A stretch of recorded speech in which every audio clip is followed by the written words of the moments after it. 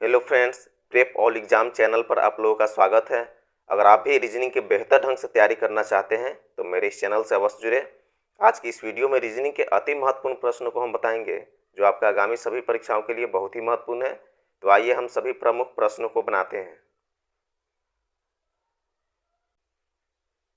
Question number 1, उस विकल्प का चयन करें जो तीसरे पद से उसी प्रकार से संबंधित है जिस प्रकार दूसरा पद पहले पद से संबंधित है। तो चलिए यहाँ नीचे प्रश्न में देखते हैं कि प्रश्न में क्या दिए हुए हैं। यहाँ किताब का संबंध ज्ञान से है, तो फिल्म का संबंध इन चारों ऑप्शन में किससे हो जाएगा। तो बहुत ही महत्वपूर्ण प्रश्न है। यहाँ किताब दिए हुए, उसके बाद यहाँ ज्ञान दिए हुए। किताब पढ़ने से ज्ञान होती है, तो फिल्म देखने से क्या मिलती है। ऑप्शन ए में यहाँ देखिए निराशा है, फिल्म देखने से निराशा मिलता है, तो ऑप्शन ए नहीं होगा। ऑप्शन बी में मनोरंजन दिए हुए, तो फिल्म देखने से मनोरंजन होती है, मतलब फिल्म देखते हैं लोग तो मनोरंजन करते हैं। तो ऑप्शन बी इसका क्या हो जाएगा, इसका राइट आंसर हो जाएगा। तो चलिए हम लोग अगले प्रश्न को बनाते हैं। क्वेश्चन नंबर 2, उस विकल्प का चयन करें जो तीसरे पद से उसी प्रकार संबंधित है जैसे दूसरा पद पहले पद से संबंधित है। तो यहाँ नीचे प्रश्न में दिए हुए 72 का संबंध 18 से है, तो 56 का संबंध किससे होगा। तो चलिए इसको बनाते हैं, बहुत ही महत्वपूर्ण प्रश्न है। इस 72 को कुछ करके यहाँ 18 लाना है। तो इस 72 में देखिए दो संख्या है 7 और 2, इस दोनों को आपस में जोड़ देना है। 7 और 2 को आपस में जोड़िएगा तो कितना हो जाएगा जी, 7 और 2 9 हो जाता है। लेकिन यहाँ तो 18 दिए हुए हैं, इस 9 में क्या कर देना है, 2 से मल्टीप्लाई कर देना है। तो 9 दूनी कितना हो जाएगा जी, 18 हो जाएगा। यही 18 जो है यहाँ दिए हुए हैं। अब उसी प्रकार से हम लोग क्या कर देंगे, इस 56 में भी 5 और 6 दिए हुए हैं, इसको आपस में जोड़ देंगे। 5 + 6 कर देंगे तो कितना हो जाएगा जी, 11 हो जाएगा। इस 11 में भी 2 से मल्टीप्लाई कर देंगे, क्योंकि पहले 7 और 2 को जोड़े हैं तो 9 हुआ है, उस 9 में 2 से मल्टीप्लाई किए हैं। तो यहाँ भी 5 और 6 को जोड़े तो 11 हुआ, तो यहाँ भी क्या कर देना होगा, 2 से मल्टीप्लाई कर देना होगा। तो 11 दूनी कितना हो जाएगा जी, 11 दूनी 22 हो जाएगा। यही 22 जो है इस प्रश्नवाचक चिन्ह का स्थान पर नोट होगा, यही 22 इसका आंसर है। तो चलिए हम लोग ऑप्शन में देखते हैं किस ऑप्शन में 22 दिए हुए हैं। तो ऑप्शन ए में 19 है, ऑप्शन बी में 16 है, ऑप्शन सी में 18 है, ऑप्शन डी में 22 है। तो इसका राइट आंसर ऑप्शन डी हो जाएगा। तो चलिए हम लोग नेक्स्ट प्रश्न को बनाते हैं। क्वेश्चन नंबर 3, यदि a बराबर 2 है, m बराबर 26 है और z बराबर 52 हो तो बेट बराबर क्या होगा। तो चलिए इसको बनाते हैं, बहुत ही महत्वपूर्ण प्रश्न है। इसको बनाने के लिए अंग्रेजी के अल्फ़ाबेट के अनुसार पहले हम लोग नंबरिंग यहाँ करेंगे। यहाँ a बराबर दिए हुए 2, लेकिन अंग्रेजी के अल्फ़ाबेट के अनुसार a का मान कितना होता है जी, 1 होता है। लेकिन यहाँ 2 दिए हुए, तो क्या कर दिए हुए, इसको दोगुना कर दिए हुए है। दोगुना कर दिया तो यहाँ 2 आ गया। उसी प्रकार से यहाँ जो है m दिए हुए हैं, m बराबर 26 दिए हुए हैं। तो m का नंबरिंग कितना होता है अंग्रेजी के अल्फ़ाबेट के अनुसार, 13 होता है। लेकिन इसको दुगुना कर दिए हुए, 13 दूनी 26 यहाँ लिखे हुए हैं। अब उसी प्रकार से यहाँ देखिए z बराबर 52 दिए हुए हैं। तो z का अंग्रेजी के अल्फ़ाबेट के अनुसार नंबरिंग कितना होता है, z का 26 होता है। यहाँ भी दुगुना कर दिए हुए, 26 दूनी कितना हो जाएगा जी, 52 हो जाएगा, इसलिए यहाँ 52 दिए हुए। अब उसी प्रकार से इस बेट में जितने भी लेटर्स हैं, इन सभी लेटर्स को क्या कर देंगे, दोगुना कर देंगे। तो पहले हम लोग इसको क्या करते हैं जी, अंग्रेजी के अल्फ़ाबेट के अनुसार नंबरिंग कर देते हैं। तो b का कितना हो जाएगा, b का 2 हो जाएगा। फिर e का कितना होता है, e का 5 हो जाता है और t का 20 हो जाता है। अब इन सभी लेटर्स के जो मान हम लोग लिखे हैं उसका क्या कर देंगे, दोगुना कर देंगे। 2 में 2 से मल्टीप्लाई कर देंगे तो 4 हो जाएगा। 5 को दोगुना कर देंगे तो 10 हो जाएगा। 20 को दोगुना कर देंगे तो 40 हो जाएगा। अब इस तीनों संख्या को आपस में क्या कर देना है, जोड़ देना है। 40 और 10 50 हो जाएगा, 50 और 4 कितना हो जाएगा जी, 54 हो जाएगा। यही 54 जो है इस प्रश्नवाचक चिन्ह का स्थान पर नोट होगा, यहाँ पे 54, यही 54 इसका आंसर है। देखिए किस ऑप्शन में 54 दिए हुए हैं। तो ऑप्शन ए में 44 है, ऑप्शन बी में 54 है। तो इसका राइट आंसर ऑप्शन बी हो जाएगा। तो चलिए हम लोग अगले प्रश्न को बनाते हैं। क्वेश्चन नंबर 4, दर्पण में देखने पर एक घड़ी 4:40 समय दर्शाती है, सही समय क्या है। तो चलिए इसको बनाते हैं, बहुत ही महत्वपूर्ण प्रश्न है। इसको बनाने के लिए क्या करेंगे, 12 बजे में से जो प्रश्न में समय दिया हुआ रहेगा उसको घटा लेंगे। तो चलिए हम लोग 12 बजे को किस रूप में लिख सकते हैं, 11:60 के रूप में लिख सकते हैं। ये भी 12 बज रहे हैं। अब इसे 11:60 में हम लोग क्या कर देंगे जी, प्रश्न में जो समय दिया रहेगा उसको हम लोग घटा देंगे। यहाँ प्रश्न में समय 4:40 दिए हुए हैं, तो हम लोग 4:40 को हम लोग इसमें से माइनस कर लेते हैं। अब यहाँ 0 में से 0 माइनस होगा 0 होगा, 6 में से 4 माइनस करेंगे तो 2 हो जाएगा, और उसके बाद 11 में से अगर 4 माइनस करेंगे तो 7 हो जाएगा। तो सही समय क्या हो रहा है जी? 7:20 हो रहे हैं। देखिए किस ऑप्शन में 7:20 दिए हुए हैं, तो ऑप्शन डी में 7:20 दिए हुए हैं, तो इसका राइट आंसर ऑप्शन डी हो जाएगा। तो चलिए नेक्स्ट प्रश्न को बनाते हैं।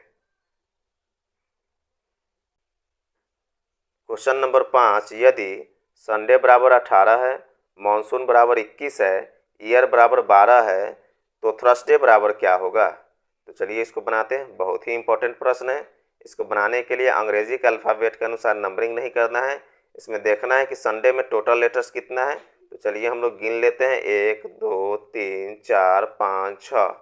संडे में जो है टोटल लेटर्स 6 है, लेकिन यहाँ तो 18 दिए हुए, तो यहाँ 6 में क्या कर दिए हुए, 3 से मल्टीप्लाई कर देंगे तो 6 3 कितना हो जाएगा जी? 18 हो जाएगा। अब उसी प्रकार से देखते हैं मानसून में टोटल लेटर्स जो है कितना है, इसको भी हम लोग गिन लेते हैं, 1 2 3 4 5 6 7। मानसून में जो है 7 लेटर्स है, 7 यहाँ लेटर्स है, तो यहाँ क्या कर दिए, 7 लिख दिए। अब इस 7 में क्या कर देना है, 3 से मल्टीप्लाई कर देना है, तो 7 3 कितना हो जाएगा जी? 21 आ जाएगा। देखिए 21 दिए हुए हैं। अब उसी प्रकार से ईयर में देखते हैं कि टोटल लेटर्स कितना है, तो ईयर में 4 है, 1 2 3 4, यहाँ 4 लिख दिए।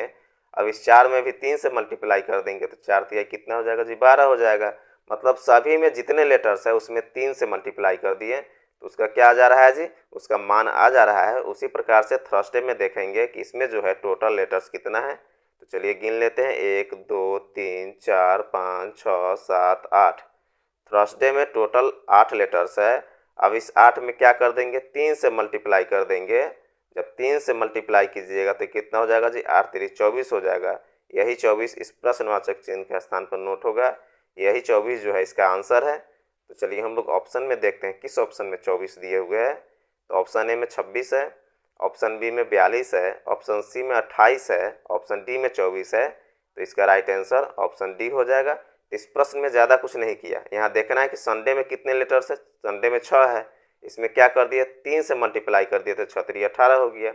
अब उसी प्रकार से देखेंगे कि मानसून में कितने लेटर्स है, तो मानसून में 7 लेटर्स है, इस 7 में भी 3 से मल्टीप्लाई कर दिए तो 7 3 21 हो गया यहाँ। अब उसी प्रकार से यहाँ देखेंगे कि ईयर में कितने लेटर्स है, तो ईयर में 4 है टोटल, अब उस 4 में भी 3 से मल्टीप्लाई कर दिए तो 4 3 12 हो गया। उसी प्रकार से हम लोग क्या किए जी, इस थर्सडे में टोटल लेटर्स को काउंट कर लिए, गिन लिए हैं। गिनने के बाद 8 आया है, तो यहाँ भी क्या कर दिए हैं, 3 से मल्टीप्लाई कर दिए हैं, तो 8 3 कितना हो जाएगा, 24 हो जाएगा। इस प्रकार से इसका राइट आंसर 24 हो गया। तो चलिए हम लोग अगले प्रश्नों को बनाते हैं।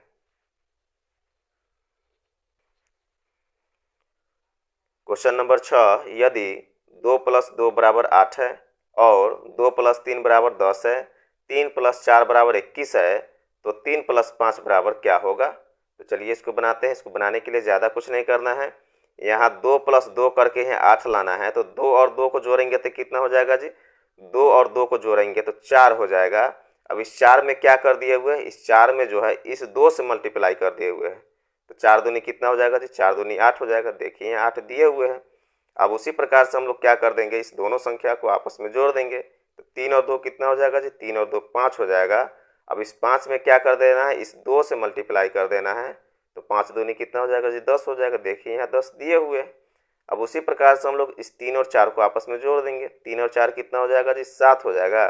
अब इस 7 में इस 3 से मल्टीप्लाई कर देंगे तो 7 3 कितना हो जाएगा जी? 21 हो जाएगा। देखिए यहाँ 21 दिए हुए हैं। उसी प्रकार से हम लोग क्या कर देंगे जी, इस 3 और 5 को आपस में जोड़ देंगे, तो 5 3 कितना होता है? 5 3 8 होता है। अब इस 8 में क्या कर देंगे, इस 8 में इस 3 से मल्टीप्लाई कर देंगे, तो 8 3 कितना हो जाएगा जी? 24 हो जाएगा। देखिए किसी ऑप्शन में 24 दिए हुए हैं, तो ऑप्शन सी में 24 दिए हुए हैं, तो इसका राइट आंसर ऑप्शन सी हो जाएगा। तो चलिए हम लोग अगले प्रश्नों को बनाते हैं। क्वेश्चन नंबर 7, कुछ समीकरणों का कुछ प्रणालियों के आधार पर हल किया गया है, उसी आधार पर उस समीकरण का सही उत्तर ज्ञात कीजिए जिसका हल नहीं किया गया है। यहाँ 3 स्टार 2 स्टार 8 स्टार 4 = 632 दिए हुए हैं। फिर 2 स्टार 4 स्टार 4 स्टार 4 बराबर दिए हुए हैं 816। फिर 3 स्टार 3 स्टार 5 स्टार 1 बराबर दिए हुए हैं क्वेश्चन मार्क। इसी क्वेश्चन मार्क के स्थान पे आंसर ज्ञात करना है। तो चलिए हम लोग इसको बनाते हैं। बहुत ही महत्वपूर्ण प्रश्न है। इसको बनाने के लिए ज़्यादा कुछ नहीं करना है। यहाँ 3 स्टार 2 दिए हुए हैं, इस स्टार के जगह पर मल्टीप्लाई कर देना है। फिर 8 स्टार 4 दिए हुए हैं, यहाँ स्टार के जगह पर मल्टीप्लाई कर देना है। अब इसको मल्टीप्लाई कीजिए, 3 दूनी कितना हो जाएगा, 6 हो जाएगा, यहाँ 6 दिए हुए हैं। फिर 8 चौके कितना हो जाएगा, 32 हो जाएगा, यहाँ 32 दिए हुए हैं, इस प्रकार से 632 हो गया। फिर यहाँ दिए हुए हैं 2 स्टार 4 दिए हुए हैं, यहाँ स्टार के जगह पर मल्टीप्लाई कर देंगे। यहाँ 4 स्टार 4 दिए हुए हैं, यहाँ स्टार के जगह पर मल्टीप्लाई कर देंगे। अब 2 चौके कितना हो जाएगा जी, 2 चौके 8 हो जाएगा, यहाँ 8 दिए हुए हैं। यहाँ 4 चौके कितना हो जाएगा, 4 चौके 16 हो जाएगा, इस तरह से यहाँ 16 दिए हुए हैं, इस प्रकार से 816 हो गया। उसी प्रकार से हम लोग क्या करेंगे जी, उसी प्रकार से यहाँ 3 स्टार 3 के बीच में क्या कर देंगे, यहाँ स्टार के जगह पर मल्टीप्लाई कर देंगे। यहाँ 5 स्टार 1 है, यहाँ स्टार के जगह पर मल्टीप्लाई कर देंगे। अब 3 तिया कितना हो जाएगा जी, 3 इंटू 3 करेंगे तो 3 तिया 9 हो जाएगा। उसके बाद यहाँ 5 इंटू 1 करेंगे, मतलब 5 को 1 से मल्टीप्लाई कर देंगे तो 5 का 5 होगा, कितना आया जी, 95 है। यही 95 जो है इस प्रश्नवाचक चिन्ह का स्थान पर नोट होगा, यही 95 इसका आंसर है। देखिए किस ऑप्शन में 95 दिए हुए, तो ऑप्शन ए में 95 दिए हुए, तो इसका राइट आंसर ऑप्शन ए हो जाएगा। तो चलिए हम लोग अगले प्रश्नों को बनाते हैं।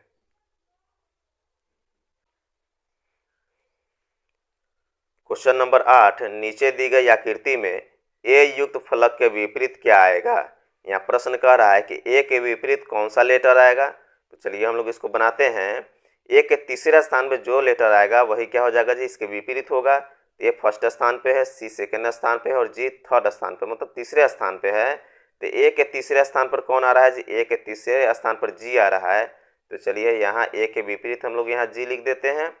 उसके बाद देखिए यहाँ सी दिए हुए, फिर जी दिए हुए, फिर एन दिए हुए है। तो सी के विपरीत कौन आ जाएगा जी, एन आ जाएगा, क्योंकि सी के तीसरे स्थान पर एन है। तो सी के विपरीत कौन आ जाएगा जी, एन आ जाएगा। यहाँ सी के विपरीत एन यहाँ लिख देते हैं। अब कौन कौन से यहाँ लेटर बचा जी, बी यहाँ बचा और एफ बचा। तो बी के विपरीत कौन है जी, बी के विपरीत जो है एफ है, क्योंकि बी फर्स्ट स्थान पर है, सी सेकेंड स्थान पर और एफ जो है तीसरे स्थान पर है।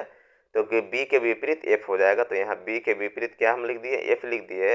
अब प्रश्न में देखिए, प्रश्न क्या कह रहा है कि ए के विपरीत कौन सा लेटर होगा। तो ए के विपरीत कौन आया जी, ए के विपरीत यहाँ जी आया है। यहाँ भी हम लोग लिखे हैं ए के विपरीत यहाँ जी। तो देखिए किस ऑप्शन में जो है जी दिए हुए हैं, तो यहाँ ऑप्शन बी में दिए हुए जी, तो इसलिए इसका राइट आंसर ऑप्शन बी हो जाएगा। तो चलिए हम लोग अगले प्रश्नों को बनाते हैं। क्वेश्चन नंबर 9, दी गई श्रृंखला में अगला संख्या ज्ञात करें। यहाँ एक सीरीज दिया हुआ है और अंत में यहाँ प्रश्नवाचक चिन्ह दिए हुए हैं। इसी प्रश्नवाचक चिन्ह का स्थान पर आंसर ज्ञात करना है। तो चलिए इसको बनाते हैं। बहुत ही महत्वपूर्ण प्रश्न है। यहाँ 3 दिए हुए, उसके बाद 9 दिए हुए हैं। तो 3 को क्या करेंगे कि 9 आ जाएगा।